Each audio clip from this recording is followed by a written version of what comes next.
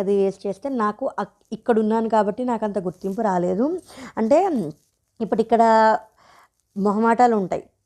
డబ్బులు తీసుకోలేకపోయినా, ఇవ్వలేకపోయినా, ఇప్పుడు ₹1 టిఫిన్ పెంచినా, ₹1 టిఫిన్ తగ్గించినా వాళ్ళు అడిగితే అక్కడ ఉంటాయి కదా! అలాగ వాళ్ళు ఇబ్బంది పడతారు. ఎదగడానికి ఏమీ ఎదగలేరనమాట.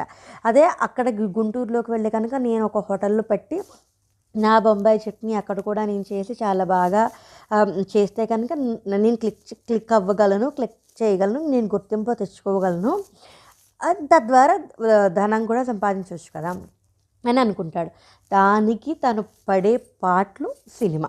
అంటే ఒక పల్లెటూరు నుంచి ఒక అబ్బాయి పట్టణానికి వెళ్ళి అక్కడ తన హోటల్ పెట్టుకుని ఆ హోటల్ని ఎలాగ తను రన్ చేసి, అంటే హోటల్ అక్కడ చాలామంది ఉంటారు కదా. గుంటూరు ఏదన్నా ఒక